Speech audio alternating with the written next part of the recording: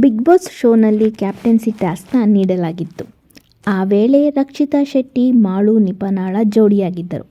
ಅಂದು ಎಲ್ಲರಿಗೂ ಇಷ್ಟವಾಗುತ್ತಿದ್ದ ರಕ್ಷಿತಾ ಶೆಟ್ಟಿ ಈ ಬಾರಿ ಇರಿಟೇಟ್ ಆಗುವ ಹಾಗೆ ಮಾಡುತ್ತಿದ್ದಾರೆ ಎಂದು ವೀಕ್ಷಕರು ಹೇಳ್ತಾ ಇದ್ದಾರೆ.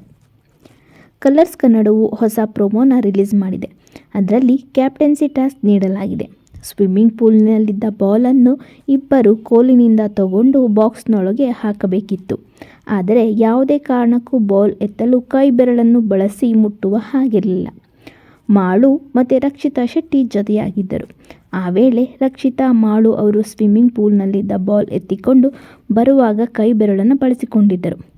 ಇದು ಉಸ್ತುವಾರಿಯಾಗಿದ್ದ ಧ್ರುವನ್ ಕಣ್ಣಿಗೆ ಬಿದ್ದಿದೆ. ಅದನ್ನು ಅವರು ಹೇಳಿದಾಗ ರಕ್ಷಿತಾ ಪಾಲಿಸಲೇ ಇಲ್ಲ. ರಕ್ಷಿತಾಗೆ ಕನ್ನಡ ಬಂದರೂ ಸರಿಯಾಗಿ ಮಾತನಾಡೋದಿಲ್ಲ, ಅವಳದ್ದು ನಾಟಕ ಎಂದು ಧ್ರುವನ್ ಹೇಳಿದ್ದರು. ಧ್ರುವನ್ಗೆ ಮೊದಲೇ ಅರ್ಥ ಆಗಿತ್ತು, ನಮಗೆ ಈಗ ಗೊತ್ತಾಗ್ತಾ ಇದೆ ಎಂದು ಹೊರಗಡೆ ಬಂದಿರೋ ಜಾಹ್ನವಿ ಹೇಳಿದ್ದಾರೆ.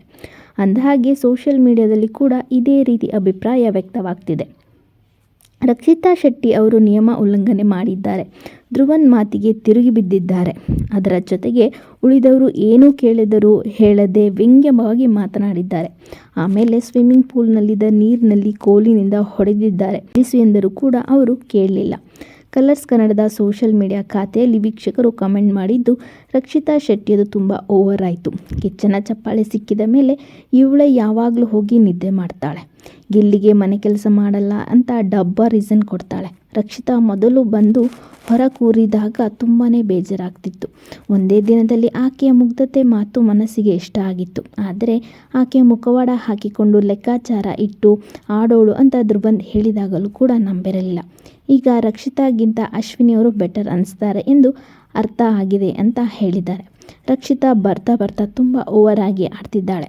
ತೀರ್ಪುಗಾರಿಕೆ ಅಂದರೆ ಒಂದು ಕಣ್ಣಿಗೆ ಬೆಣ್ಣೆ ಒಂದು ಕಣ್ಣಿಗೆ ಸುಣ್ಣ ಆಗಬಾರದು.